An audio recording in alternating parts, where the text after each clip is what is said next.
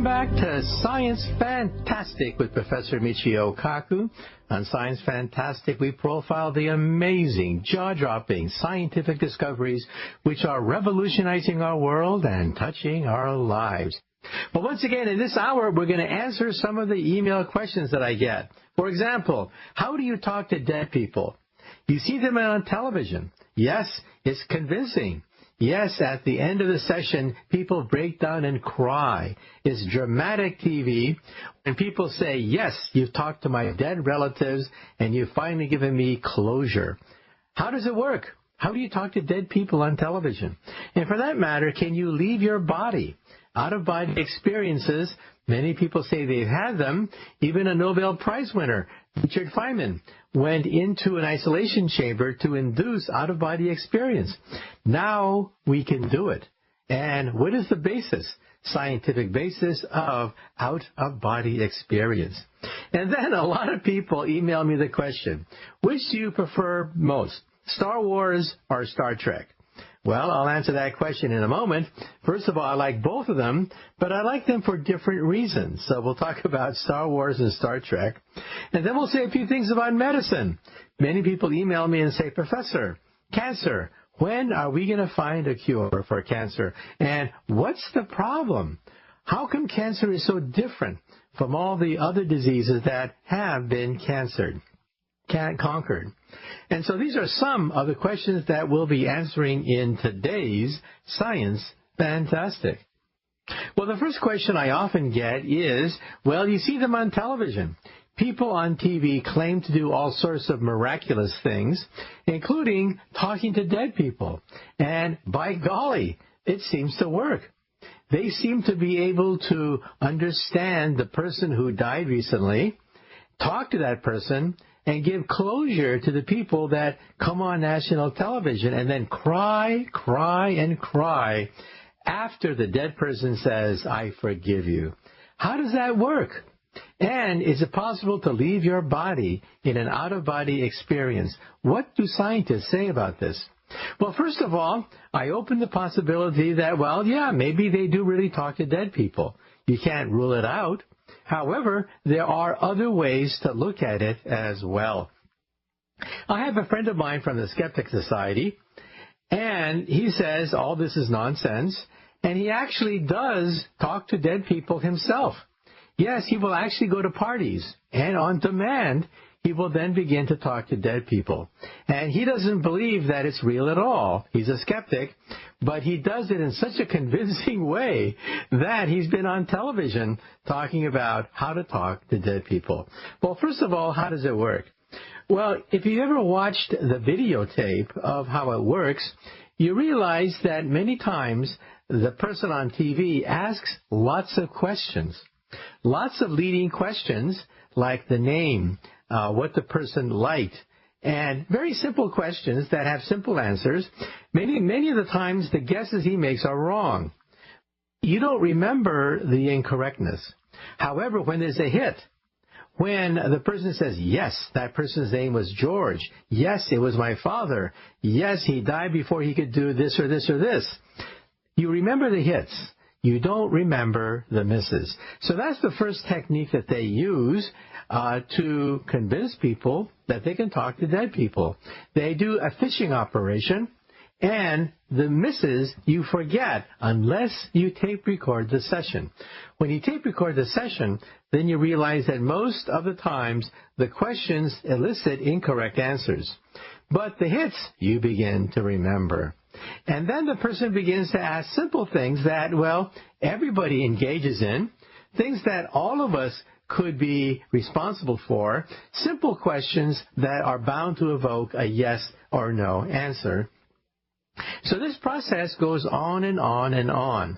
Therefore, you lead the person until finally at the end of the session, you say that you've talked to the dead person and that person forgives you. At that point, you have this tremendous TV moment. People break down and cry and cry and cry. Because you see, these people who want to ask this question to their dead relatives, they want something. They want closure. And that's what the TV personality gives them. For better or worse, whether it's true or not, he gives them what they want. And that's why they break down and cry at the end.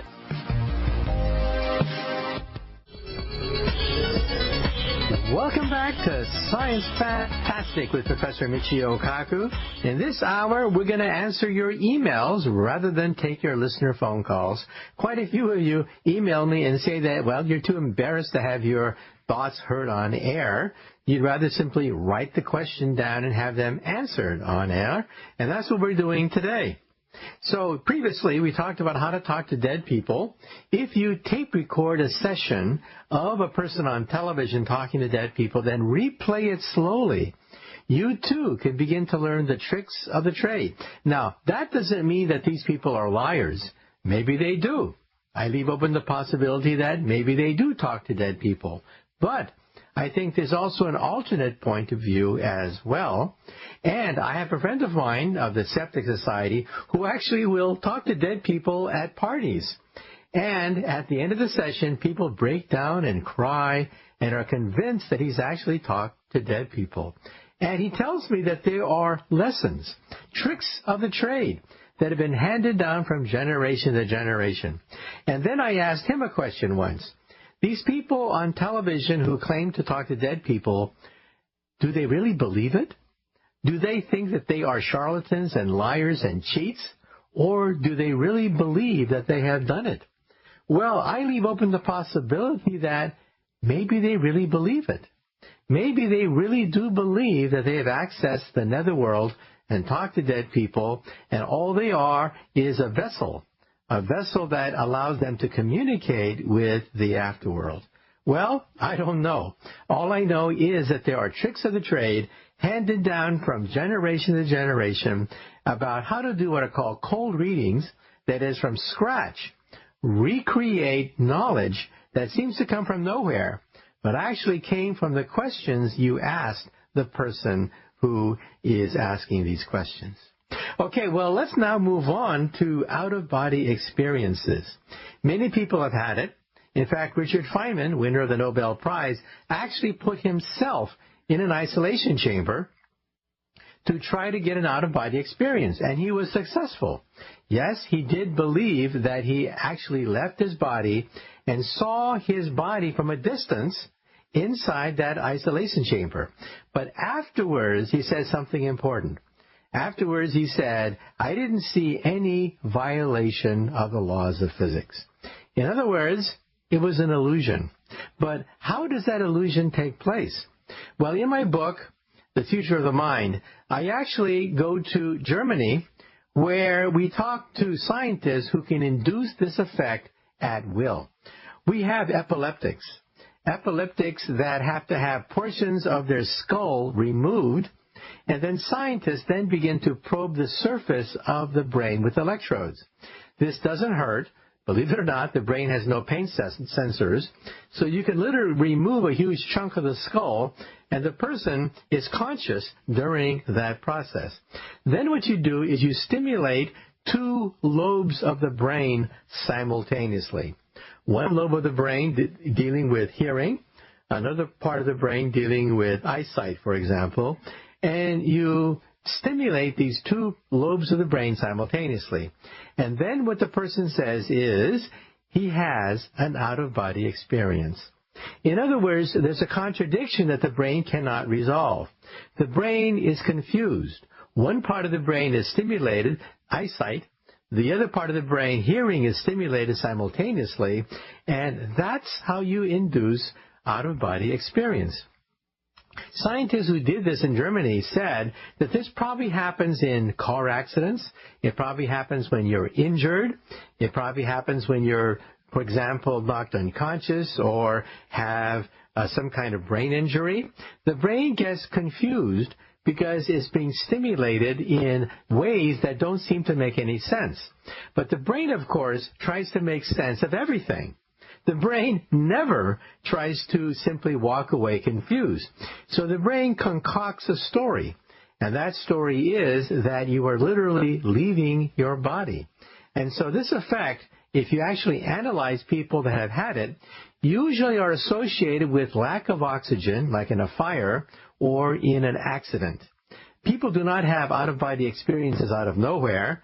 It happens when the brain is injured or under stress, and the thinking is that several parts of the brain are stimulated simultaneously.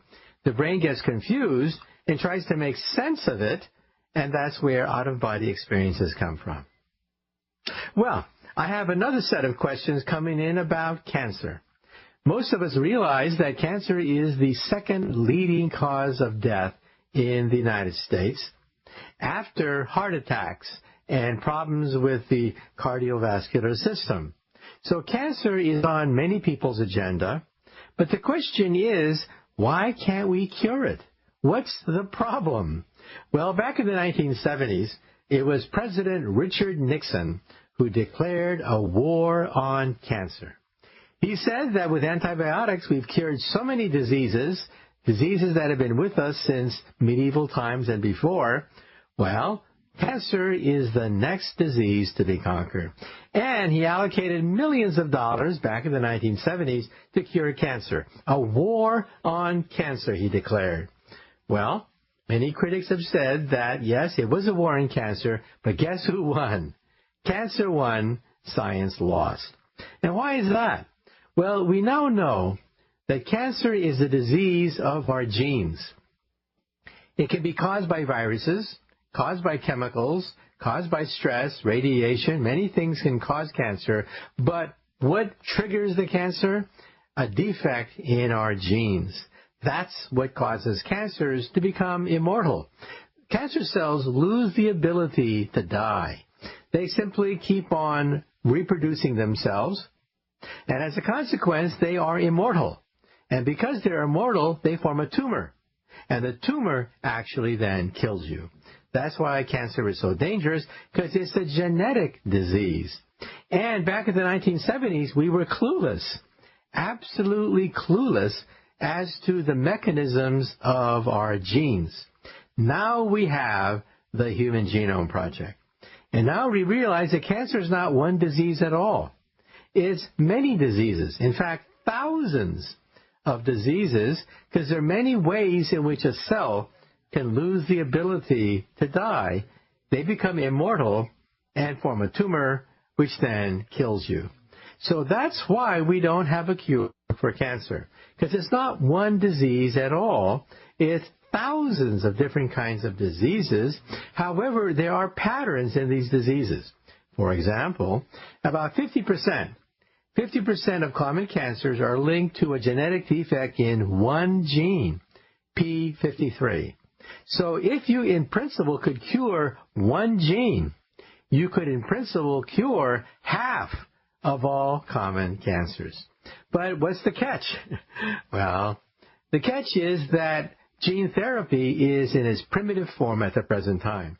We do not have the ability to simply repair the broken gene called P53, which in turn is involved with 50% of all common cancers. Now, personally, let me stick my neck out. Personally, I'll make a prediction. Personally, I predict that perhaps we will never have a single simple cure for cancer. Because look at the common cold. How many varieties of the common cold are there? Well, maybe about 300. There are 300 different kinds of rhinoviruses which can make you sick. However, why don't we cure them? Can we cure all 300? Well, in principle, yes. In principle, we can create a vaccine which will inoculate you against all 300 different varieties of the common cold. But it's too expensive, too time-consuming, and ultimately counterproductive. That's why we don't do it. Now, there are not 300, but thousands of versions of cancers, because there are many ways in which you can mutate the genes which control the reproductive process. So at some point, doctors may simply throw their hands in the air and say, yes, in principle, we can cure all cancers. But in practice, it's simply not worth it. It's too expensive, and we'll learn to live with it. We learn to live with the common cold. And I predict that in the future, we will in fact cure many forms of cancer. But all of them? Probably not. We'll simply live with cancer. Cancer is not going to be the dreaded disease that it is today that is fatal in many a situation. No, cancer may eventually become like the common cold.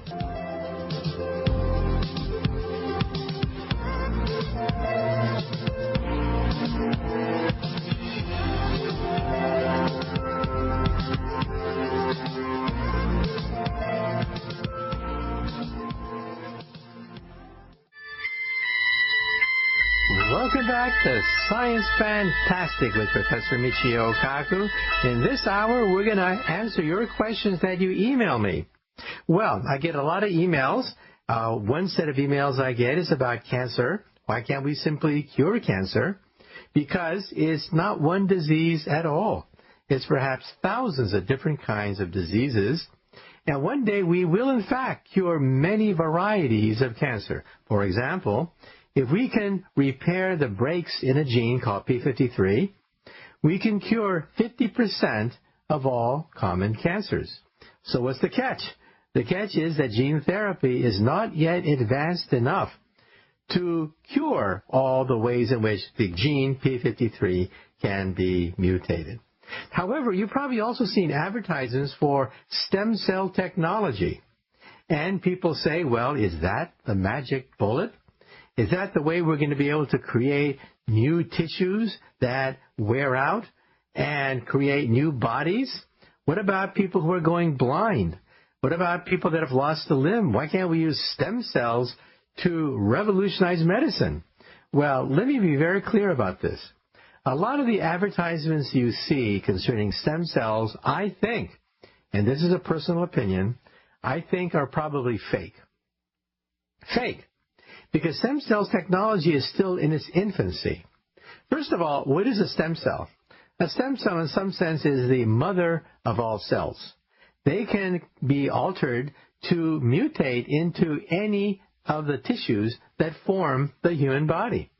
So in some sense, they could be the magic bullet by which we'll be able to cure forms of blindness and diseases and different kinds of afflictions of all the different organs of the body. But what's the catch? There's a catch. The catch is that stem cell technology is in its infancy. We really don't know what we're doing when certain people say that they can cure forms of blindness and retinal degeneration using stem cell technology. Well, if you read the fine print of these sensational claims, they usually say ultimately that this technology is experimental. And you're basically putting your body in someone else's hands because the technology, I think, is not ready for prime time. That's why there have been a number of lawsuits. For example, macular degeneration is an affliction of the eye that deals with older individuals with eye problems. One individual took the stem cell treatment and became blind. Not just having fuzzy eyesight with macular degeneration. You can live with that. This person became blind because of the misuse of stem cell technology. And when this person tried to sue the company, well, the company had a contract. The fine print said it's experimental and not approved, in fact, by the FDA. And so a word to the wise. And that is that, yes, we are making enormous breakthroughs in genomics, incredible breakthroughs in genetics. We're learning more about the genes. We are, in fact, curing some genetic diseases. But don't believe the hype. Check it out. And you may find, much to your shock, that it's an experimental technology. Well, let's take a short commercial break. And after the break, we're going to ask questions like, which do I prefer, Star Wars or Star Trek? And what about crop circles and alien abductions? We'll talk about those after the break.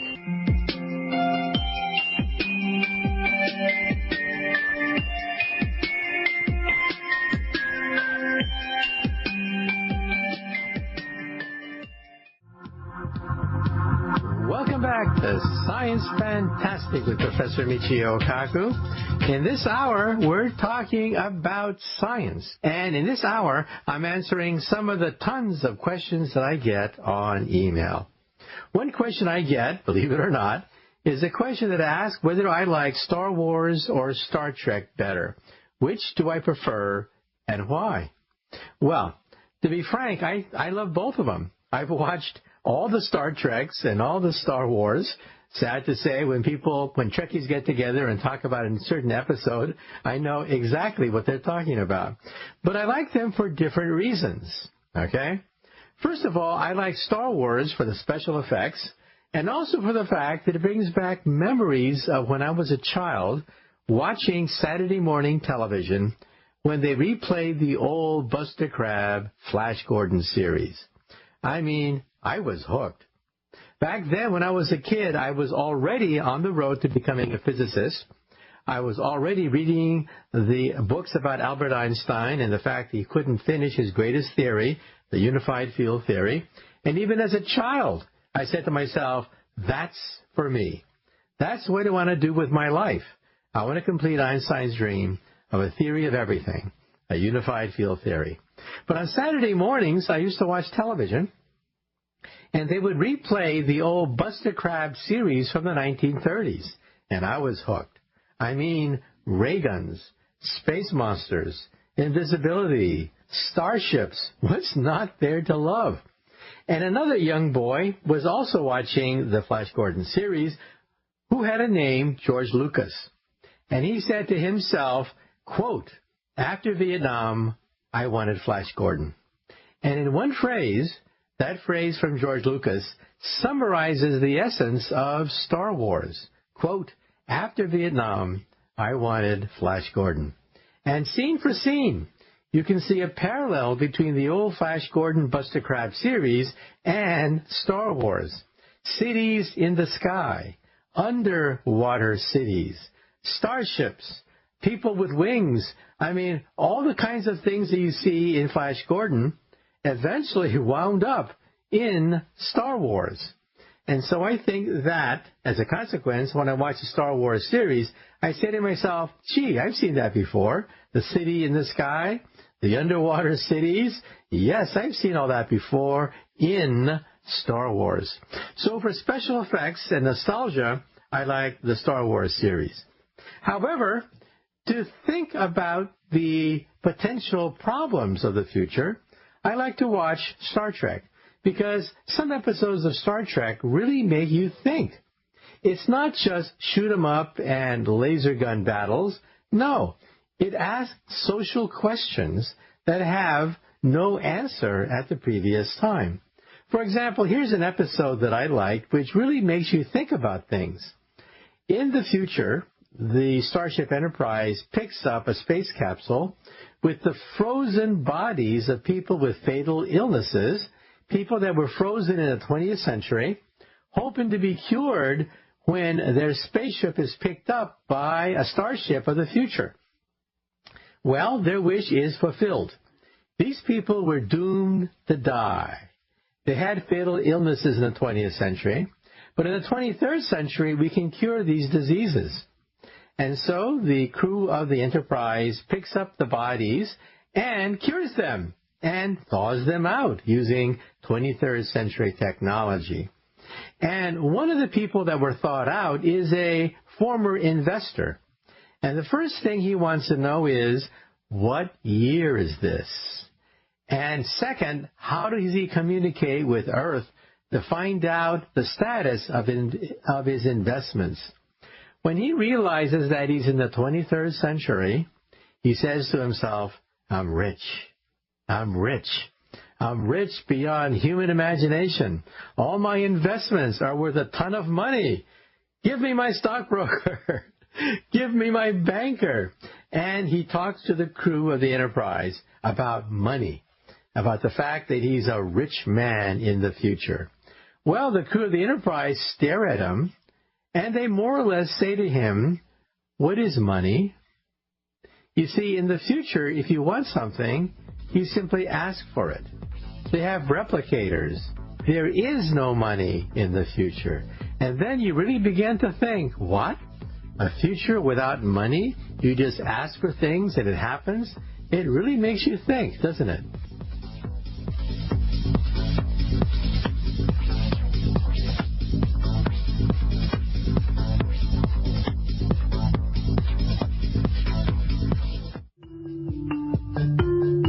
Welcome back to Science Fantastic with Professor Michio Kaku.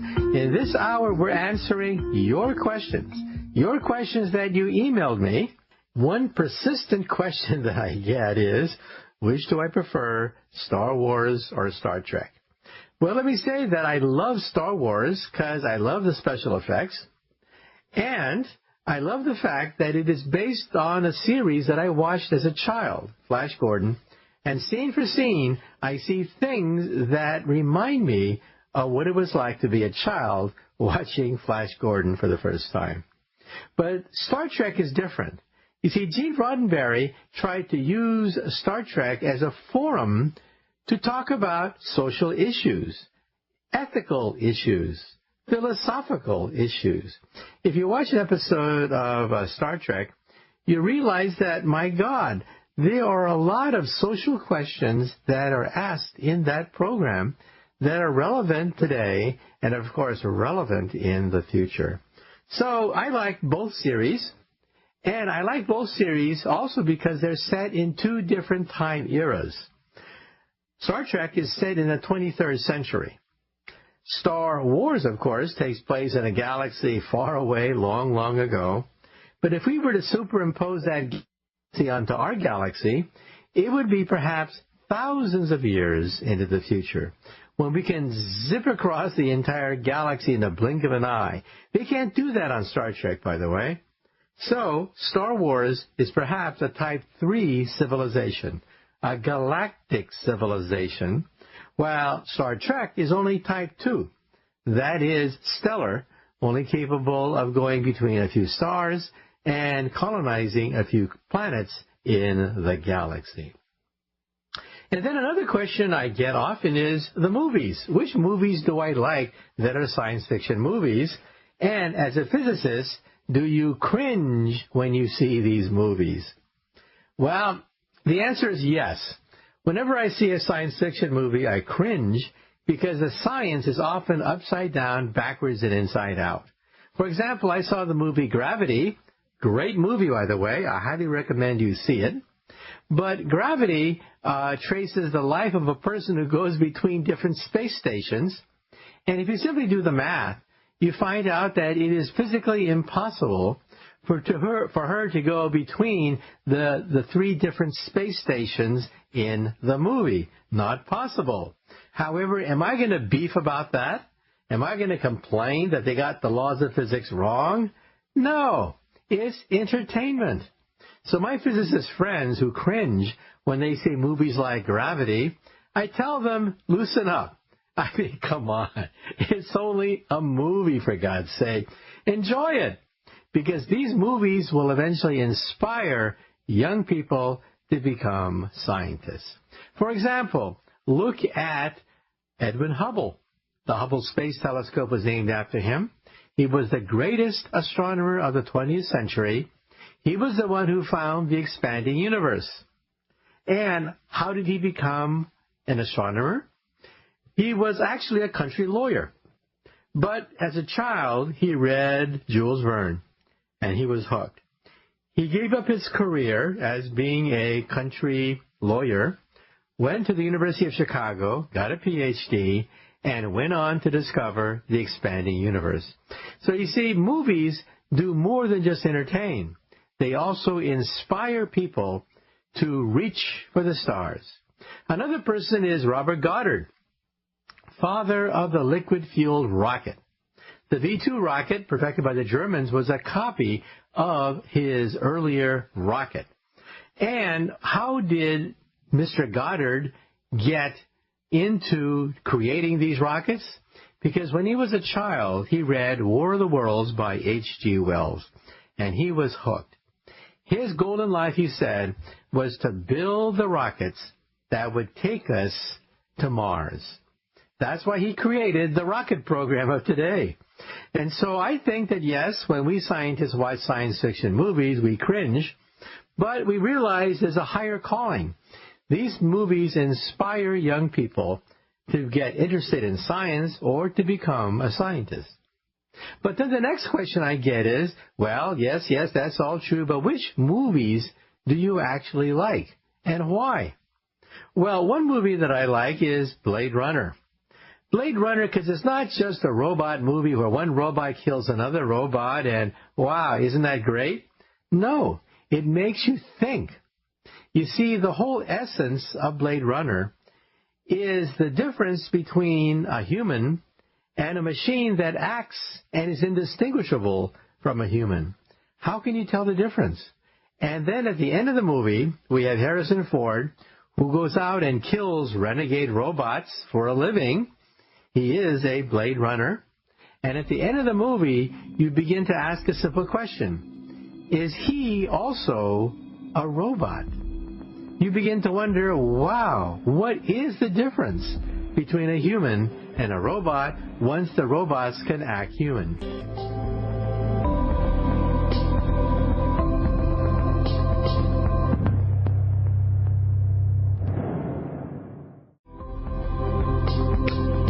Welcome back to Science Fantastic with Professor Michio Kaku. On Science Fantastic, we profile the amazing, jaw-dropping scientific discoveries which are revolutionizing our world and touching our lives. And in this hour, once again, we're going to throw the lines open because this hour is your hour. Well, one question that I get is about crop circles. They see television programs on crop circles, and by golly, they really look pretty neat. I mean, these formations inside farmers' crops, they look like some alien spaceship landed right there on their crops and created a crop circle. And they're so elaborate, maybe it was the mind of an alien which created these crop circles. Well, what is my opinion? My opinion is that, well, I have to keep an open mind. You can't rule it out. Yes, in the past, perhaps rocket ships from outer space did land on the Earth, and maybe they left a footprint. In fact, it was Carl Sagan himself, the astronomer, who speculated that, yes, in our ancient past, if we were visited by aliens from outer space, then we would consider them to be gods. Even if they have simple technology like rocket ships and the Internet, which we already have today, people during the Middle Ages would consider them to be superhuman and celestial. So what about crop circles?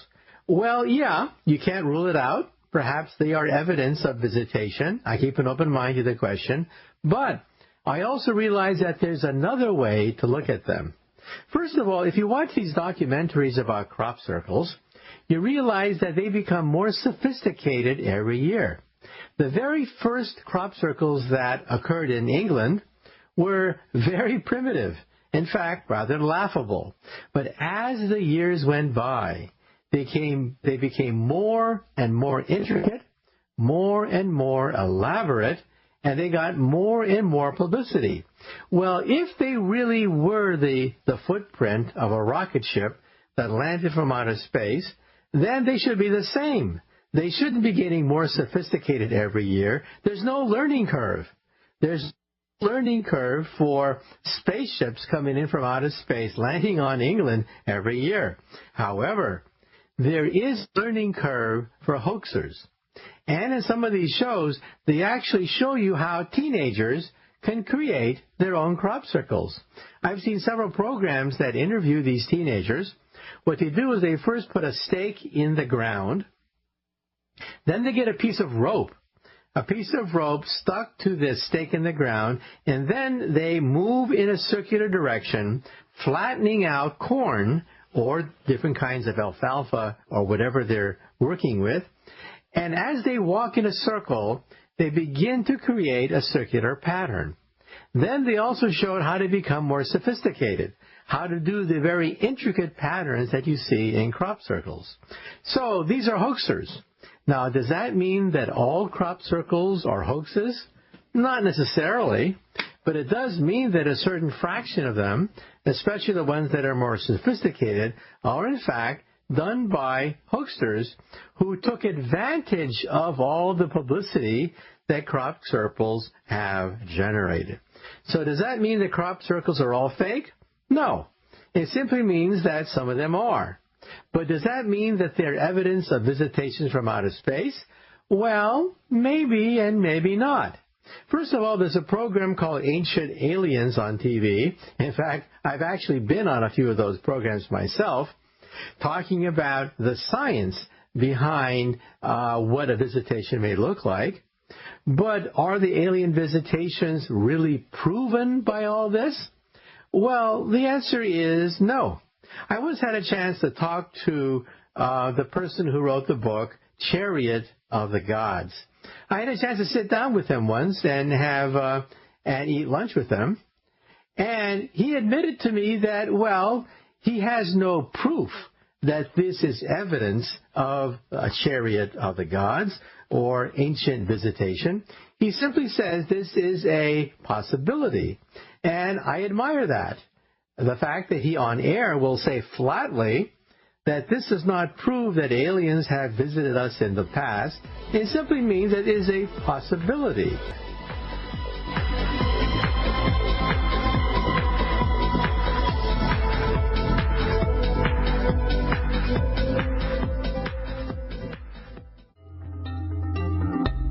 Welcome back to Science Fantastic with Professor Michio Kaku. In this hour, I'm going to answer so many of the emails that you send me.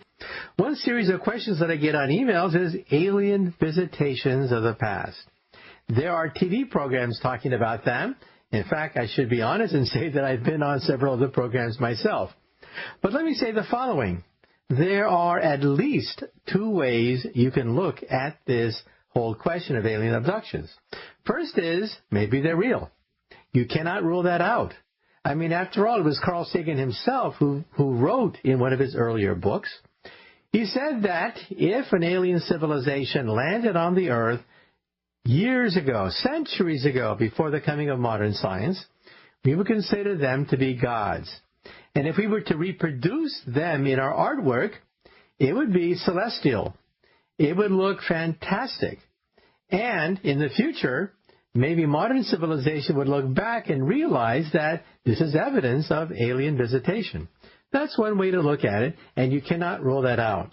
However, there is another way to look at it, and that is that maybe some of these pictures that we see are ceremonial. That is, they're representational rather than realistic. For example, in many of the shows, you see priests, high priests of these ancient civilization wearing headdresses, elaborate headdresses, sitting in a throne. And by golly, that headdress really does look like a spacesuit. It really does look like a helmet. And that throne room that these people are sitting in, if you blink a bit, it does look like a rocket ship. It does look like he's sailing throughout the heavens in a rocket ship of some form. So what does that mean? Well, I don't know. On one hand, it could be simply ceremonial. That is, simply the high priest putting on an elaborate headdress, sitting in an elaborate throne room, or maybe it's an alien from outer space with a space helmet and sitting in a chair inside a rocket ship. You can't rule it out. However, we have to realize that there's an alternate explanation, that it simply could be the imagination of the artist. And then what about those markings in the soil? With a helicopter or an airplane, you can look down on the earth and you can see, my golly, it does look like a landing field of some sort. Maybe this ancient civilization created a spaceport that allowed aliens from outer space to land. Well, once again, you can't rule it out. However, as a friend of mine pointed out to me, if that really was a spaceport, there would be evidence of it in the form of junk. That is, think of an airport we have on the planet Earth. You see all sorts of junk you see waste, you see wire clippings, you see the waste of machine parts, you see garbage. However, at these sites where we see these markings inside the soil, we don't see that. We don't see garbage. We don't see pliers and screwdrivers and gears that were worn out but left over by ancient civilizations. No, these sites look pretty pristine.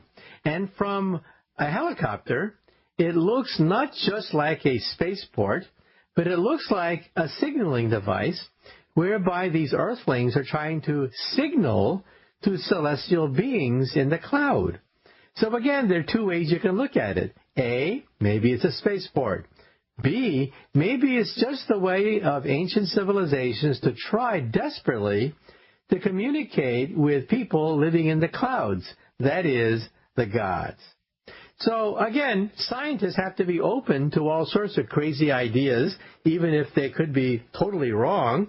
However, they should also have to have an alternate explanation as well. And so, since science deals with things that are reproducible, testable, and falsifiable, unfortunately, this debate could go on forever. Because how do you know for sure whether this drawing is a drawing of an alien or just a drawing of a high priest wearing ceremonial costumes? It's undecidable. It's untestable. It's unprovable. And that's why, in some sense, it is outside the boundaries of science. Until we get that alien screwdriver, until we get that alien piece of wiring left over because this was, in fact, a spaceport, until we get tangible evidence, it's just that. Perhaps, perhaps not. It is undecidable until we have proof. That's why I say to people that have claimed to have been abducted by aliens from outer space, well, yes, maybe you were abducted. Maybe it's true.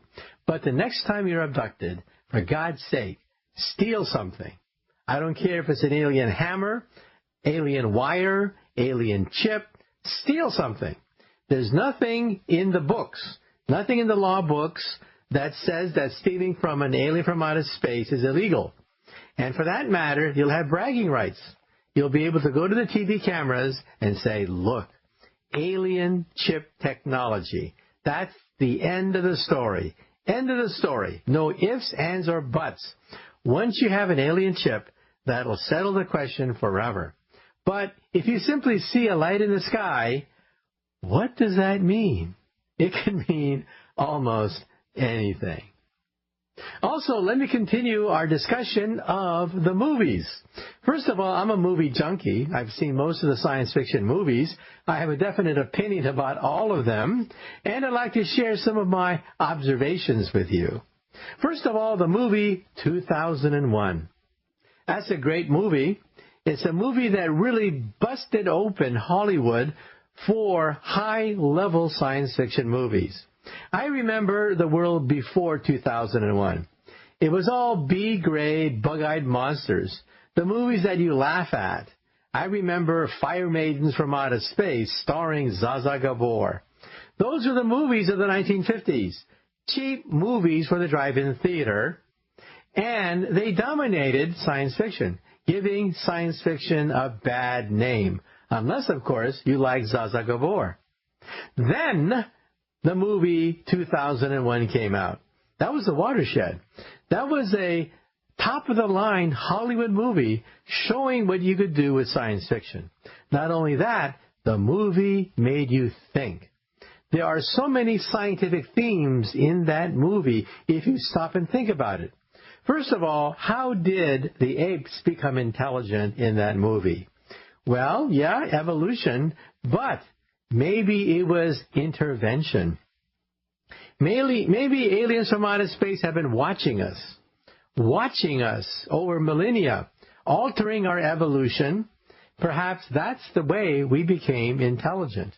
And if that's true, maybe they're watching us even today. Think about that for a moment. And if you think about the movie really is perhaps the most realistic encounter with an extraterrestrial civilization. The most realistic encounter. Because you see, An alien civilization is not going to send Captain Kirk bouncing from planet to planet in the Enterprise. There are too many planets. It's a waste of time. What they're going to do is send a self-replicating robot probe that lands on a moon, because moons are stable, creates copies of themselves, thousands of copies of themselves that shoot out and colonize the next set of moons. Then you get like a virus. A virus can colonize your body in 2 weeks. Think about that. A molecule can colonize your body until you start to sneeze and cough in 2 weeks, because it's self-replicating, giving you an exponential explosion in the number of viruses.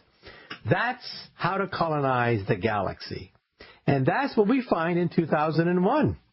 You find the probe landed on the moon. Scientists analyze this probe and trigger it, and then it emits a horrible screeching sound as it then sends a signal to the home planet, Jupiter, which is a relay station.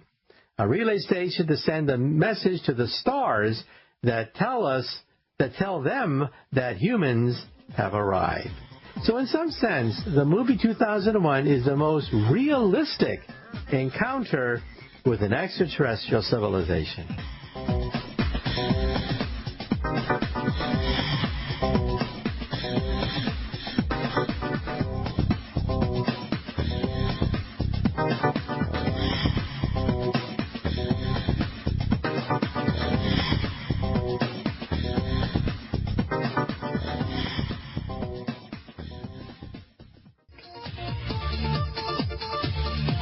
Welcome back to Science Fantastic with Professor Michio Kaku.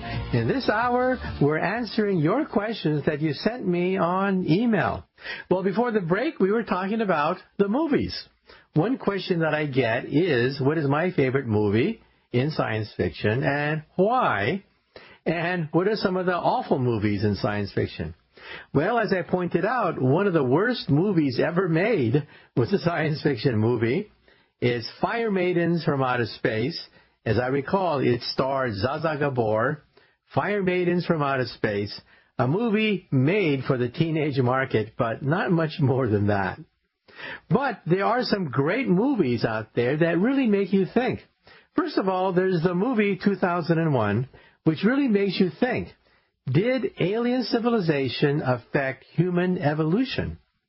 Is that the reason why we became intelligent? Is because somebody interfered with our evolution? You can't rule it out, because this would have happened millions of years ago. And then, are they still out there, observing us, waiting for us to become intelligent? Well, that's the theme of the movie 2001, because the aliens put an obelisk on the Earth, which is a sensor, a self-replicating robot, waiting for us to become intelligent so that it can signal to the mother star that we have arrived. It really makes you think, have aliens affected our evolution in the past? And if so, are they still observing us, waiting for us to become intelligent? Well, it really makes you think about that, right? And what kind of civilization is this? This civilization is way beyond our solar system, way beyond the planet Jupiter, which to them is nothing but a relay station. It's a Type 2 or a Type 3 civilization. They are galactic, most likely, and that's the best way to explore the galaxy, with self-replicating robots. What is a simple self-replicating robot? A virus. A virus starts off as one molecule, hijacks a cell, and the cell becomes a factory for hundreds of other viruses, which then go out and colonize the next generation.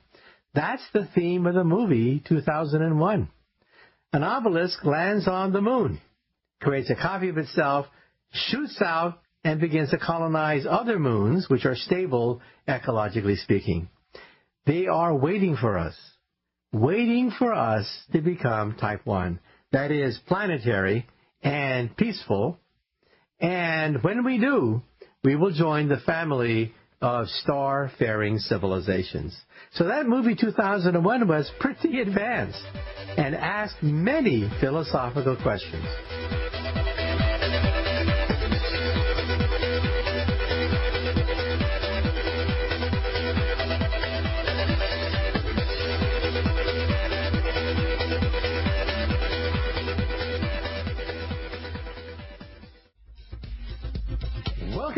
was Science Fantastic with Professor Michio Kaku. If you want to get on the air and ask a question about science, well, one question that I often get is about the movies. Which movies do I like and why? Well, one movie that I like is the Terminator series starring Arnold Schwarzenegger. And some people say, well, isn't that just a shoot-'em-up movie with no scientific content? Well, yeah, but there really is a philosophical question that is raised. You know, the very first mention of the word robot, which then worked its way into our vocabulary, it was based on a play. A play, I think, in Romania or Czechoslovakia, and that's where the word robot was coined, because robot means worker. And in that play, we create a race of humanoid robots that look just like us, but we mistreat them in that play. And at the end of the play, the robots rise up. They rise up against humanity and actually destroy humanity. The robots actually take over at that point. And then the other question is, well, how realistic is that, and how would it happen? Well, in the movie Terminator, they actually give you a rather realistic way in which the machines may take over. In the future, we create a super robot on the internet called Skynet. Skynet is so advanced that it controls our nuclear weapons. Is that possible? Sure, it's definitely possible. But one day, Skynet is so advanced, it becomes self-aware. That is, it realizes that it is conscious. At that point, the military says to itself, uh-oh, we're in trouble. Our Skynet has become conscious, self-aware. We have to shut it off. But you see, that conscious robot, Skynet, which is on the internet, realizes that self-preservation is one of its key duties. It has to preserve itself. And to preserve itself, it has to stop humans from shutting it off. Because the humans want to shut it off, and the only way to shut it off is to shut off the humans. And that's exactly what Skynet does. Skynet initiates a nuclear war because it has control over our nuclear weapons. Now, the question is that possible? And the answer is yes, indeed. It is surely possible. And that's why we have to have many, many fail-safe systems to make sure that our nuclear weapons don't fall into the wrong hands. For example, just recently, it was announced on the internet that some of our crews that handle Minuteman missiles use LSD.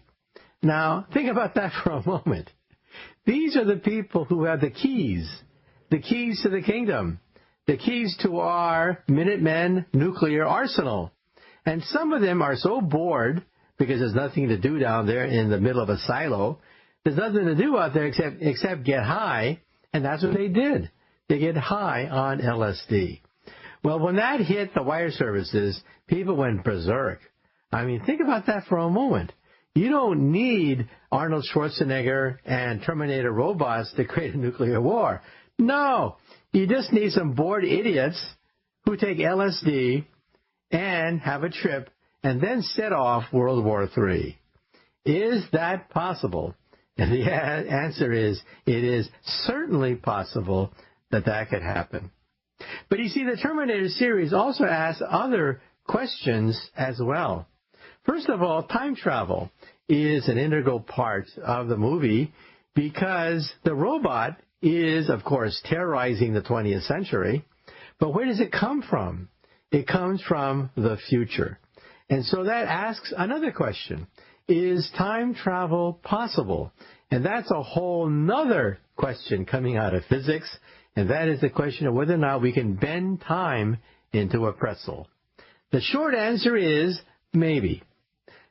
Stephen Hawking has written that, well, we can create wormholes to distant points in the galaxy.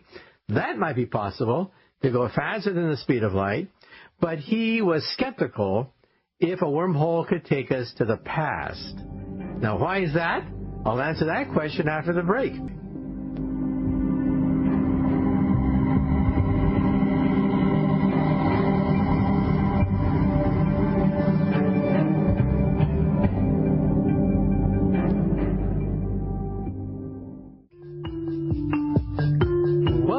to Science Fantastic with Professor Michio Kaku.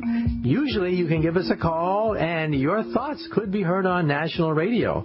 But so many of you have emailed me and said that, well, you're kind of shy about having your voice heard on national radio, but you will email me a question. So in this hour, we're handling lots of questions that I get on email about science. And the last question I got that we talked about concerns the movies. What about the movie Terminator? Is that really preposterous or is that really possible? Well, first of all, Terminator deals with robots that take over because they hijack our nuclear weapon system because the Internet becomes self-aware. Is that possible? Yes, it is possible. It's something to think about. Also, time travel is integral in this movie because a robot of the future terrorizes the present. And that robot of the future is, of course, played by Arnold Schwarzenegger. And the question is that possible? And the answer is, well, maybe. Stephen Hawking, my colleague, the late Stephen Hawking, believed that wormholes could exist, which take us to distant points in the galaxy. We could then travel faster than the speed of light. But, he said, he doubted that you could build a time machine that would take you to the past. Now, why is that? Because Hawking wrote in his paper that if a light beam were to enter the wormhole and go to the past, it would then emerge from the wormhole and perhaps re-enter the wormhole in the present, and then go back into the past and perform a cycle, a circle, constantly going from the present to the past, and the radiation would build up to the point where the time machine would explode. That's what he thought would be possible if you could build a time machine. It would blow itself apart, meaning that time travel is really not possible at all. Well, maybe, but I think there's a loophole. I think there's a loophole in that argument. Because in string theory, I personally believe that when you go back into the past, because string theory is quantum mechanical, all you do is you make the timeline split in half. So that in one universe, you went and became yourself of today, but in the other universe, you actually did alter your own history. You could commit suicide in the past. You could perform all sorts of experiments in the past to change the course of modern history in a parallel universe. And that's the key. The timeline splits in half, so that light does not go circular from the present to the past, until the time machine blows up. No, it only makes one pass because that light beam enters a parallel universe. Now, can we prove it? No, because nobody could create a wormhole at the present time. All I'm saying is I think there is a defect in Hawking's proof that time travel is not possible. Well, let's move on. I get another question about DNA and the genome. We get a lot of people now subscribing to the different consumer genomic surveys, allowing you to trace your lineage and find out who your DNA relatives are. But you may say to yourself, wait a minute. When the genome was finished years ago, there was a promise that it would cure lots of diseases. And is that all we're getting? All we're getting is that we have things like 23andMe and Ancestry.com. Is that the benefit of the Genome Project? I mean, was it overblown? Well, to some degree, it was overblown. Because you see, the Genome Project, all it did was give us the sequence of letters of all your genes. But it didn't explain what these genes do. And that's the key. Think of a dictionary. A dictionary where all the words are spelled correctly, down to the very last letter, but all the definitions are missing. If you have a dictionary with missing definitions, the dictionary is useless. Yes, indeed, every single word has the correct spelling, and that's what the human genome did. The human genome gave us a dictionary of all the 20,000 or so genes that create the human body, but it gave us no understanding of what these genes do. And that's why, in some sense, the hype around the Human Genome Project was, in fact, it was overblown to a degree. That's why we do have things like 23andMe and Ancestry.com, and yes, they're great. Many of my friends have subscribed to these services and found out about missing relatives and things like that. Yes, I think that's great. But has it cured lots of diseases? And the answer is no, because we don't know what many of these genes actually do. So then you may say to yourself, well, how do we experiment to find out what a gene can do? Well, of course, the Human Genome Project found hundreds, thousands of genes that we never suspected existed at all. We know how to spell them. We know the exact spelling of all these genes, but we don't know what to do. So what do? We allow our laboratories to insert that gene into a mouse. That gene that we don't know what it does is inserted into a mouse, and then we look for defects. Defects in what happens when the mouse reaches maturity. Then we infer what that gene did. Now you may say to yourself, now wait a minute. It takes years for mice to mature. This is a painful, painstaking process. There are thousands of genes that make up the genome of a mouse, and you're telling me that we have to, quote, knock out these genes one by one to find out what these genes do? And their answer is, yeah, that's exactly right. And that's why the Genome Project has not yet given us a cure for all the diseases. But one day, it might, but not today.